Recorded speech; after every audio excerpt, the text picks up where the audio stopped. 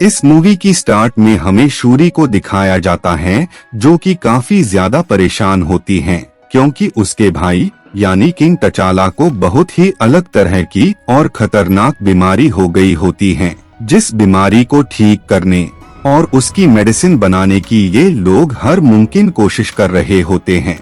लेकिन इतनी ज्यादा कोशिश करने के बावजूद भी इन्हें उस बीमारी का कोई भी इलाज नहीं मिलता है।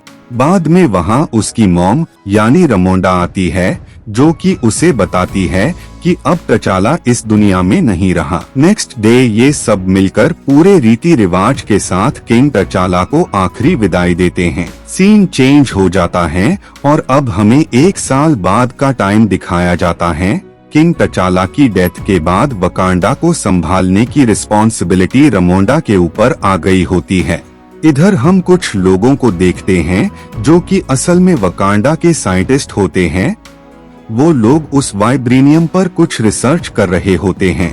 उसी दरमियान ही वहाँ पर कुछ ऑफिसर्स आ जाते हैं और उन लोगों को कैद कर लेते हैं। तभी उन लोगों पर वाकांडा के सोल्जर अटैक कर देते हैं और बाद में वो उन लोगों को कैद कर देते हैं। सीन चेंज हो जाता है और अब हम उस प्लेस को देखते हैं जहां पर काफी सारे मुल्क की आपस में मीटिंग चल रही होती है। उस मीटिंग में वाकांडा की क्वीन रामोंडा भी शामिल होती हैं।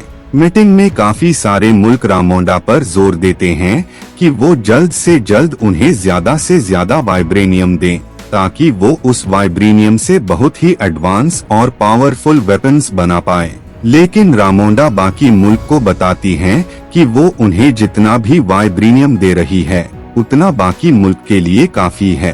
बाद में रामोंडा उन सोल्जर को यूनाइटेड नेशन के सामने पेश करती हैं, जो सोल्जर इलीगल तरीके से वाकांडा में घुसकर वाइब्रेनियम को हासिल करना चाहते थे। वो उन्हें बताती है कि इस बार तो वो इस हरकत के लिए उन्हें कुछ भी नहीं कह रही हैं, लेकिन अगर दोबारा किसी मुल्क ने ऐसी हरकत करने की कोशिश की तो इसका खामियाजा भी उस मुल्क को भुगतना होगा। इधर हम सी में कुछ ऑफिसर्स को देखते हैं जो कि वाकांडा के भरोसे न रहकर खुद सी में वाइब्रेनियम की सर्च करने का डिसाइड करते हैं। और अब जब ये सी में वाइब्रेनियम की सर्च में जाते हैं तो उसी दरमियान ही कुछ लोग इन पर अटैक कर देते हैं, जो कि असल में नेमोर के सिपाही होते हैं। नेमोर और उसके लोग सी में ही रहा करते थे और वहीं पर ही उन्होंने अपना किंगडम भी बना लिया होता है। यहाँ हमें पता लगता है कि काफी वक्त पहले जब वाइब्रेनियम अर्थ पर आकर गिरा था तो वो वाकांडा के अलावा भी टालोकान पर भी गिरा होता है, जिसका इस्तेमाल करके टालोकान वालों ने काफी एडवांस और पावरफुल वेपन बना लिए होते हैं।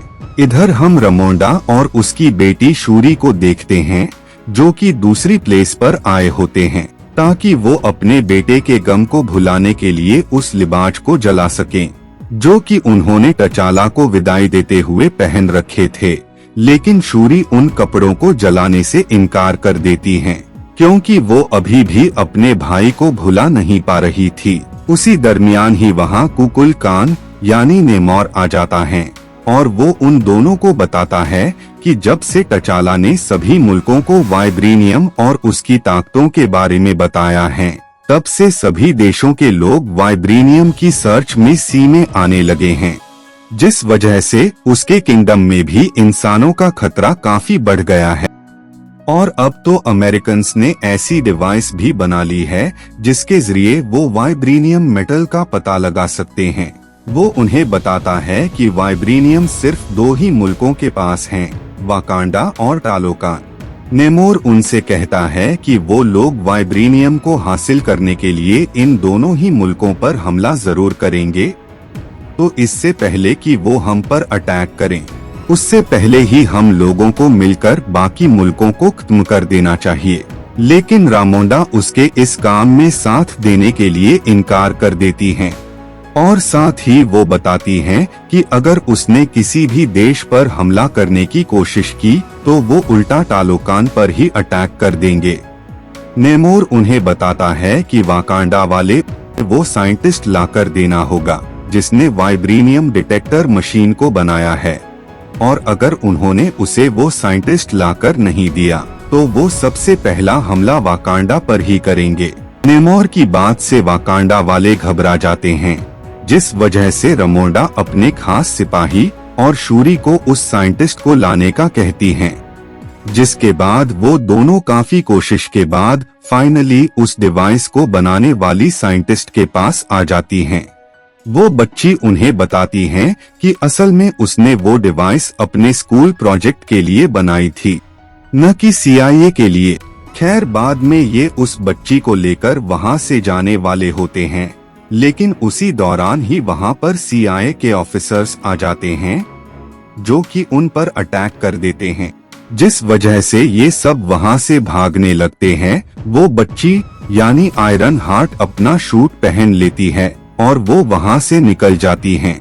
इधर ये दोनों भी भाग रहे होते हैं, लेकिन उसी दरमियान ही वहाँ टालोकान के लोग आ जाते हैं और वो उन लोगों पर अटैक कर देते हैं। असल में टालोकान के लोग उस साइंटिस्ट को मारना चाहते थे, जिसने वाइब्रेनियम डिटेक्टर मशीन को बनाया हुआ होता है, जिस वजह से उन लोगों के दरमियान फाइट स्टार्ट हो जाती है और वो दोनों ही एक दूसरे पर काफी ज्यादा अटैक्स कर रहे होते हैं। बाद में जब टालोकान के लोग उस शख्स को मारने वाले होते हैं, तो शूरी उसे बचाने के लिए उनसे रिक्वेस्ट करती हैं कि वो लोग उसे और आयरन हार्ट को नेमोर के पास ले जाएं, जिस बात पर वो लोग अग्री हो जाते हैं। इधर जब वो शख्स रामोंडा को सब कुछ बताती हैं, तो इस बात पर रामोंडा उस पर भड़क जाती हैं और वो उसे आर्मी से बाहर कर देती है।